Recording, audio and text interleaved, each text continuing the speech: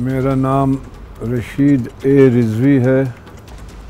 मैं supreme court का senior advocate हूँ और सिंध हाई कोर्ट का रिटायर्ड जज हूँ। आजकल प्रैक्टिस कर रहा हूँ सुप्रीम कोर्ट में। मैं 18 दिसंबर 1947 को बॉम्बे में पैदा हुआ और वहाँ से फिर हमने माइग्रेशन किया। मुझे याद है वाघा पे जब हम एंटर हुए थे उस दिन 10 जनवरी 1956 था। हम लाहौर आए और वो भी एक अंडर इमरजेंसी आए। बड़ा दिलचस्प वाक़या है। मेरे वालिद साहब उस वक्त इंडिया बॉम्बे में जब थे तो वो फिल्म डायरेक्टर थे, कराची आए थे, वो लाहौर आए थे एक फ़िल्म डायरेक्ट करने, बेदारी। उसमें एक नगमा था, अब लेना अभी कश्मीर है, ये बात ना भूलो। वो इंडियन अथॉरिटीज़ को लीक हो गया और फिर हमें वहाँ पर परेशान करने लगे, तो यहाँ से इमरजेंसी भेजी गई और हम लोग बिल्कुल अफरा तफरी में बॉम्बे छोड़ के भाग के वाघा पहुँचे। और वही फ़िल्म बेदारी जो बड़ी उस वक्त मशहूर हुई, उसको एक महीने बाद हुकूमत पाकिस्तान ने हिंदुस्तान के ख़िलाफ़ प्रोपेगेंडे की ग्राउंड पे बैन कर दिया। लेकिन आज भी टीवी पे दिखाई जाती है। 14 अगस्त को उसके सारे नग़मे सुनाए जाते हैं। एक साल बाद हम लाहौर से शिफ्ट होकर कराची आ गए। यहीं पे मैंने फिर इब्तदाई तालीम हासिल की। थोड़ा सा प्रॉब्लम ये हुआ कि चूँकि बॉम्बे में उर्दू नहीं पढ़ी थी, हमें 2 क्लास पीछे एडमिशन लेना पड़ा और इस तरह से मैट्रिक किया। मैट्रिक के बाद inter, BA honours, MA Karachi university से इकनॉमिक्स में करके एलएलबी करके मैं प्रोफेशन में आ गया। तालीम के साथ साथ जब मैंने 64 में मैट्रिक किया और जिना कॉलेज नाज़िमाबाद में मैंने फ़र्स्ट ईयर में एडमिशन लिया, तो मैंने नेशनल स्टूडेंट्स फेडरेशन भी ज्वाइन कर ली। और मुझे अच्छी तरह याद है, उनका 1 रुपये का मेंबरशिप कार्ड होता था जिस पे लिखा होता था जद्दोजहद जारी रहेगी। वो मुझे आज तक याद है और मैं उसको सोचता हूँ कि वाकई हर सूरत में किसी न किसी सूरत में जद्दोजहद जारी रहेगी। तो यूनिवर्सिटी के कैरियर तक, एलएलबी तक मेरा वाबस्तगी एनएसएफ के साथ रही। अयूब खान के मार्शल लॉ के ख़िलाफ़ तहरीकों में हिस्सा लिया। उस वक्त तहरीक चलाई थी तालिब इल्मों ने, कराची यूनिवर्सिटी और ढाका यूनिवर्सिटी के तालिब इल्मों ने चलाई थी और एनएसएफ ने उसको लीड किया था। उसके बाद फिर मैं एलएलबी करके प्रोफेशन में आया। प्रोफेशन एलएलबी के भी वक्त मैं अपने लॉ कॉलेज का सदर मुंतखब हुआ था और वो इब्तदाई दौर था पीपल्स पार्टी का। उस वक्त हमारे प्रिंसिपल थे बैरिस्टर चिश्ती। वो कोई 10 साल से थे और सीनियर थे, उनका भी टेन्योर बाकी था, लेकिन पीपल्स पार्टी की हुकूमत ने उन्हें माजूल करके एक रिटायर्ड प्रोसिक्यूटर को प्रिंसिपल बना दिया, जिस पर हम लोगों ने एहतजाज किया और कॉलेज को टेक ओवर किया। फिर हमने उनको आना बंद कर दिया। उसमें काफ़ी 2-2.5 महीने कशमकश रही, लेकिन हम लोग कामयाब रहे और बैरिस्टर चिश्ती को दोबारा रेस्टोर किया गया as a principal Islamia law college. जब प्रोफेशन में आए तो वो सिलसिले वही जारी रहे। मैं बार का फिर सेक्रेटरी 1981 में इलेक्ट हुआ, 1982 के टेन्योर के लिए, और फिर वहीं पे सदर भी कराची बार का मुंतखब हुआ। एक बड़ा अहम वाक़या है मेरे as a secretary Karachi bar association. जब मैं सेक्रेटरी था तो मुझे पीएलओ की तरफ से इनविटेशन आया। बैरूत में लॉयर्स कॉन्फ्रेंस हो रही थी, उसमें 13,000 फ़लस्तीनी फ़ाइटर्स जो थे, जो तहरीक में हिस्सा ले रहे थे, वो क़ैद थे इजरायली जेलों में उनके राइट्स के लिए, उनकी आज़ादी के लिए, उनकी फ्रीडम के लिए। तो मैंने कराची बार एसोसिएशन को, पाकिस्तान की वाहिद बार एसोसिएशन थी जिसे रिप्रेजेंट किया बैरूत में जाके, और वहाँ मेरी मुलाकात हुई थी हमारे डेलीगेशन की यासिर अराफात साहब से। और वो एक तारीख़ी मुलाकात है। वहाँ पे मैंने सीखा, देखा, मैंने साबरा और शतीला रिफ्यूजी कैंप्स में भी देखा, उनकी वर्किंग को देखा कि जिस तरीके से फ़लस्तीनियन लिबरेशन ऑर्गेनाइजेशन यासिर अराफात की ज़ेर क़यादत काम कर रही थी। एक स्टेट के तौर पे, एक रियासत के तौर पे वो तंजीम थी। और एक बड़ी बात उन्होंने कही थी मुझसे, यासिर अराफात साहब ने, जो मैंने एक दिन बेगम नुसरत भुट्टो साहिबा से बैरिस्टर इकबाल हैदर साहब के घर पे कही थी, जिन्होंने एग्री किया था। मुझसे यासिर अराफात साहब ने कहा था कि उनसे जनरल ज़ियाउल हक ने मक्का मौज़मा में ये वादा किया था कि वो भुट्टो साहब को हैंग नहीं करेंगे।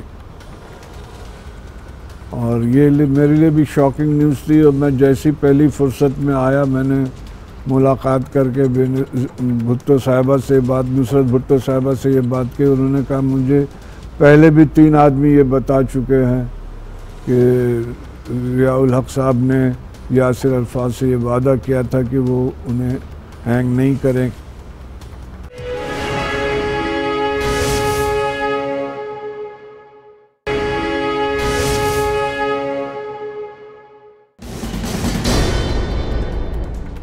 फिर मैं प्रेसिडेंट भी 87-88 में मुंतखब हुआ। सिंध बार कौंसिल का मेंबर रहा मैं 1984 से 1994 तक। इसमें दौरान वाइस चेयरमैन भी रहा और चेयरमैन एग्जीक्यूटिव कमेटी भी रहा। फिर मैं जुडिशरी में आ गया। ग़ालिबन ये अप्रैल का पहला हफ्ता 1995 था जब मैंने सिंध हाई कोर्ट के जज की हैसियत से हल्फ उठाया था। हफीज़ मेमन चीफ जस्टिस थे और मेरा टेन्योर बहुत मुख्तसर, 4.25 साल का रहा। 25 जनवरी 2000 को परवेज़ मुशर्रफ साहब ने प्रोविजनल कॉन्स्टिट्यूशनल ऑर्डर इम्पोज़ किया, जिसकी वजह से बहुत से 5 जजेस सुप्रीम कोर्ट के और हाई कोर्ट के बहुत से जजेस जिन्होंने ओथ नहीं लिया था, उस वजह से वो रिटायर हो गए। मैंने दोबारा आके फिर प्रैक्टिस शुरू की और आज तक प्रैक्टिस कर रहा हूँ। इसमें बड़े उतार चढ़ाव आए।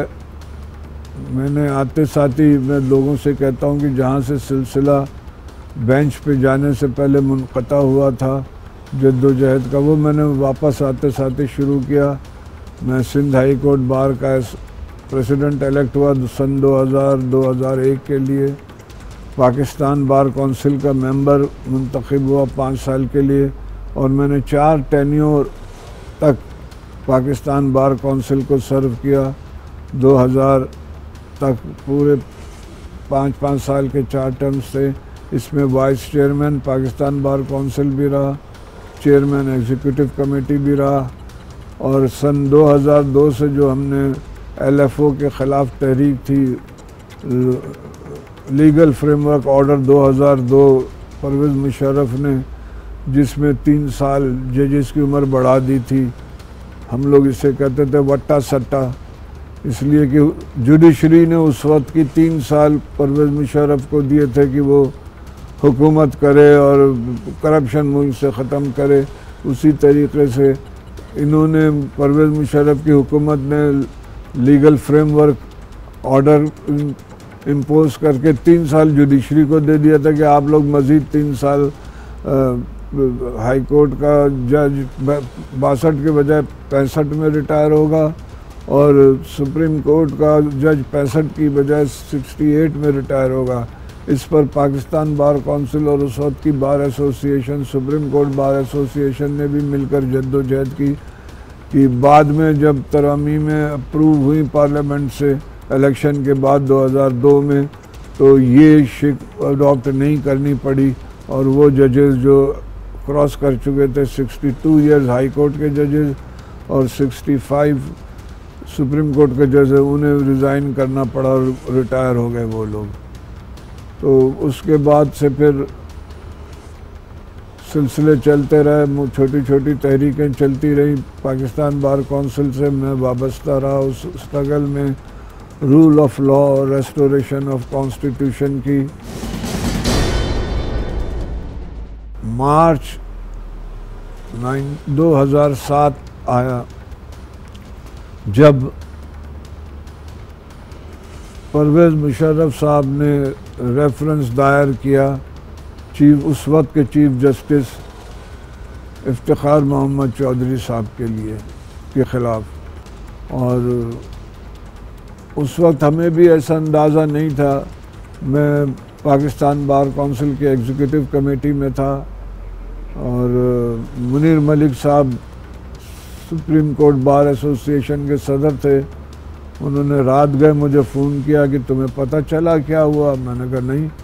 उन्होंने कहा ये हो गया। तो सैटरडे फ्राइडे की बात थी। फिर हम लोग सैटरडे की सुबह पहुँचे। उन्होंने सुप्रीम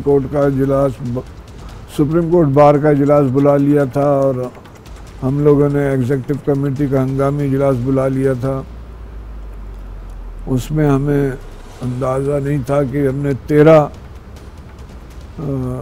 मार्च 2007 को पहली पेशी रखी गई थी सुप्रीम जुडिशल काउंसिल की। हमने उस दिन मुल्क गिर हड़ताल की।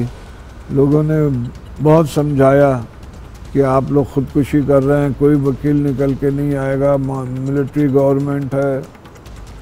लेकिन हमारे एक्सपेक्टेशंस के बियॉन्ड जिस अंदाज से कॉन्स्टिट्यूशन एवेन्यू पे दूर दराज के इलाक़ों से लोग आए हैं अपने बैनर्स लेके और इफ्तिखार चौधरी साहब के इस्तकबाल के लिए। कराची में पता चला बंदर रोड पे धरना दे के वकला बैठ गए। लाहौर में ऐवान अदालत से लोग जुलूस लेके पार्लियामेंट हाउस पे, असेंबली हाउस पे पहुंच गए हैं। ये बियॉन्ड एक्सपेक्टेशन था। और इसमें न सिर्फ वकला शामिल थे बल्कि आहिस्ता आहिस्ता सिविल सोसाइटी के मेंबरान भी शामिल हुए और सहाफ़ी भी शामिल हुए, सियासतदान भी फिर आहिस्ता आहिस्ता आने लगे। और मैं समझता हूँ कि अब जिस तरीके से उस वक्त ये क्लास, ये डिफरेंट लोग एक जगह हुए थे एक पर्पस के लिए, अब पता नहीं हम यूनाइट हो सकेंगे नहीं हो सकेंगे। लेकिन ये 1.5-2 साल की जद्दोजहद के बाद उन्हें मजबूरन इफ्तिखार चौधरी साहब को रेस्टोर करना पड़ा, बाकी जजेस को रेस्टोर करना पड़ा और हमारी तहरीक कामयाब हुई। रेस्टोरेशन ऑफ 52 जजेस को निकाला गया था पीसीओ से 3 नवंबर 2007 को ये सब रेस्टोर हुए। और मैं समझता हूँ कि ये बड़ी कामयाबी थी। ये एक डिबेटेबल है कि इस कामयाबी को, इस रेस्टोरेशन के क्या फल सम्राट आए, क्या किसको हासिल हुआ, वो एक डिबेटेबल क्वेश्चन है। वो कभी और करेंगे डिबेट। लेकिन ये मैं समझता हूँ कि ये बहुत बड़ा अचीवमेंट था। जब हम लोग पाकिस्तान माइग्रेट करके आए तो बड़ा डिफ़िकल्टी थी एजुकेशन में। बिल्कुल उर्दू मैंने अलिफ बे पे ते पाकिस्तान में आके पढ़ी, तो उससे स्ट्रगल का बड़ा टाइम हुआ। और मुझे अपने एज लिमिट के लिहाज से, एज फैक्टर के लिहाज से 2 साल पीछे एडमिशन लेना पड़ा ताकि मैं उसे कूप अप कर सकूं। फिर नेचुरली जो बॉम्बे का कल्चर था, लाहौर और कराची का कल्चर बड़ा डिफरेंट था, उसमें एडजस्टमेंट में प्रॉब्लम हुई। तो उसके बाद फिर मेहनत की, उसको ओवरकम किया। उसके साथ मेहनत करके उर्दू सीखी। अब अल्लाह का शुक्र है कि उर्दू भी अच्छी खासी बोल लेते हैं, समझ लेते हैं, लिख लेते हैं, और अंग्रेज़ी तो थी।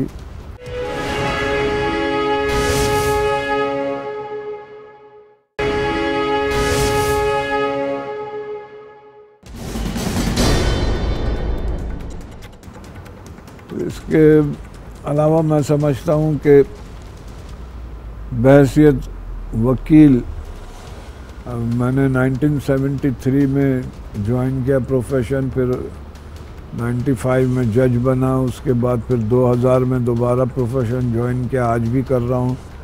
इस दौरान मेरे तकरीबन 200 से ज़्यादा केस रिपोर्ट हुए हैं मुख्तलिफ लॉ जर्नल में एज ए लॉयर, जिसमें मुख्तलिफ नज़ीर शामिल हैं, मुख्तलिफ कानून साजी के मुतल्लिक़ फ़ैसले आए हैं। और उसके जब मैं जज था, मैं 4.25 साल जज रहा, मैंने उसमें तकरीबन मेरे जो रिपोर्टेड केसेस हुए हैं वो 300 के करीब रिपोर्टेड केसेस हैं। और मैं समझता हूँ कि ये बड़ा अचीवमेंट है कि मैं इस कैरियर में किसी वकील के बहैसियत वकील 200 और बहैसियत जज 300 केस 500 केसेस रिपोर्ट हुए हों। ये तो आने वाली नस्लों के लिए एक मशले रहा है, समझना है। आज भी लोग बहुत से वकील तारीफ़ करते हैं फ़ैसलों की। एक मैं समझता हूँ जो माइलस्टोन है मेरे लीगल कैरियर में, वो फ़ैसला है Sindh high court bar association versus federation of Pakistan. ये 14 जजेस की बेंच का फ़ैसला है, जिसे इफ्तिखार चौधरी साहब हेड कर रहे थे 2009 में। आपको याद होगा जब जुडिशरी रेस्टोर हुई तो 52 जजेस को सैक किया गया था पीसीओ के ज़रिए 3 नवंबर 2007 को, और उनकी जगह 100 के करीब जजेस को, वकीला को और डिस्ट्रिक्ट जजेस को पीसीओ दे के जज बना लिया गया था। ये वो फैसला है जिसकी रूह से 52 सैक जजेस रेस्टोर हुए और उनकी सीनियरिटी बहाल हुई, और जो पीसीओ जजेस थे उन्हें वापस भेज दिया गया घरों को। ये बहुत तारीख़ी कारनामा था। दूसरा, उसमें पहली दफ़े ये बात कही 14 जजेस ने सुप्रीम कोर्ट के कि आइन में मार्शल लॉ का कोई तस्वुर नहीं है। आइन में फ़ौज का जो तस्वुर है वो फेडरल गवर्नमेंट के मातहत काम करने का है। अगर वो कहीं पे इंटरवीन करेगी भी तो बग़ैर फेडरल गवर्नमेंट के ऑर्डर के कर नहीं सकती है, अदरवाइज़ उसका वो काम अनकॉन्स्टिट्यूशनल है। मैं समझता हूँ कि नज़रिया ज़रूरत को जो हम पर चल रही थी 200 केस से और प्रेसिडेंशियल रेफरेंस 1 ऑफ 1954-5 से, उसको हमेशा के लिए दफना दिया गया है। ये मैं समझता हूँ एक बहुत बड़ा अचीवमेंट है। इसके बाद फिर और भी बहुत से केसेस हैं जो जिसमें बड़ी नज़ीर मिलती है, बहुत मेहनत आपको वकीलों की और जजों की नज़र आएगी। मैंने देखा है कि जो आजकल का तालीमी निज़ाम है, जो टीचर्स का स्कूलिंग का स्टेटस है, बज़ाहिर तो वो बड़ा इंटरनेशनल लेवल पे इम्प्रूव हुआ है, लेकिन जो हमारे ज़माने में हम कोई बड़े स्कूलों में नहीं पढ़े, जो मेहनत करने का तसव्वुर होता था स्कूलों में, और साथ साथ स्पोर्ट्स एक्टिविटीज़ होती थी, सोशल मीटिंग्स होती थी, वो अब ख़त्म हो रही है। अब उस वक्त का स्टूडेंट जो था, चाहे स्कूल का हो चाहे कॉलेज का हो, उसमें एक एलिमेंट होता था कि हमें ऐसी लाइफ में चूज़ करनी है जिससे दूसरों को बेनिफिट हो, जिससे दूसरों की ज़िंदगी बने। आज का स्टूडेंट सिर्फ़ और सिर्फ अपने लिए सोचता है।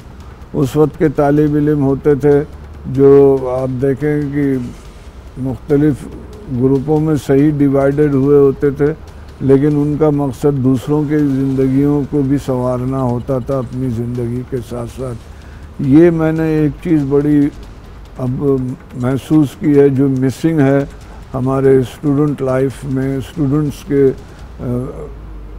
ज़िंदगियों में। वो हर एक बिल गेट बनना चाहता है।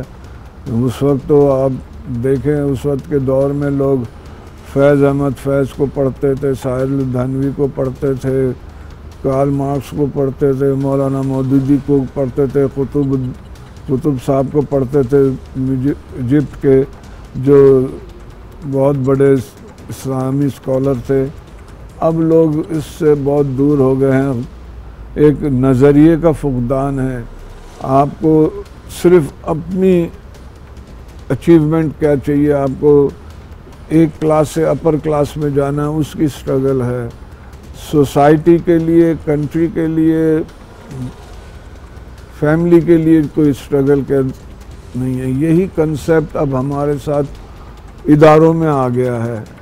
इदारे भी आप देखें कि अब जजेस जो हैं वो हर जजेस अपना पर्सनल अचीवमेंट्स में ज़्यादा ज़ोर देता है बनिस्बत इंस्टीट्यूशन के डेवलपमेंट के लिए।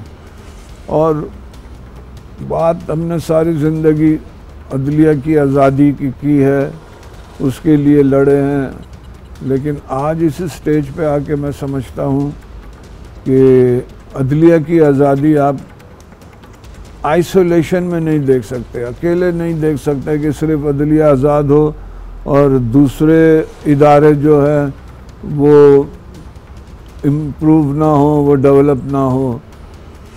मुल्क का सबसे बड़ा इदारा जो है वो है पार्लियामेंट। अगर पार्लियामेंट आज़ाद नहीं है, अगर एग्जेक्टिव आज़ाद नहीं है, अगर सहाफ़त जिसको कहते हैं ये इस रियासत का चौथा सुतून है, अगर वो आज़ाद नहीं है तो अदलिया कैसे आज़ाद हो सकती है। अदलिया भी का रिफ्लेक्शन उस पर आता है। ये इदारे जो हैं इनको सबों को आज़ाद होना चाहिए, तब जाके मुल्क तरक्की करेगा, रियासत तरक्की करेगी। वरना तो मैं समझता हूँ कि कंट्रोल्ड डेमोक्रेसी इस मुल्क में चल रही है, चलती रहेगी। हमने ईस्ट पाकिस्तान खो दिया, लोगों को वजह नहीं पता क्यों, क्या है वजह, किसी के समझ में नहीं आई। इंडिया में किसी अखबार ने हमूदुर रहमान रिपोर्ट इशू की, उसके बाद पाकिस्तान में 3 वॉल्यूम उसके रिलीज़ हुए। इस मुल्क में क्या हो रहा है, कैसे कुछ हो रहा है, किसी को पता नहीं है। रियासत मदीना की बात होती है। मैं समझता हूँ कि इस्लाम में जो सबसे बड़ा अंसर है, सबसे बड़ी चीज़ है, वो सच बोलना है। हमारे माशरे में जब तक हम लोग सच बोलना नहीं सीखेंगे, उस वक्त तक हम तरक्की नहीं कर सकते हैं। झूठ पर कोई माशरा कभी तरक्की नहीं करता है। लाख अदलिया आज़ाद हो, लाख पार्लियामेंट आज़ाद हो, लाख एग्जेक्टिव इंडिपेंडेंट हो, लेकिन माशरे की बुनियाद मैं समझता हूँ जब तक सच पे नहीं रखी जाएगी, उस वक्त तक कोई माशरा सही मानों में तरक्की नहीं कर सकता और कोई माशरा सही मानों में इस्लामी नहीं कहा जा सकता है।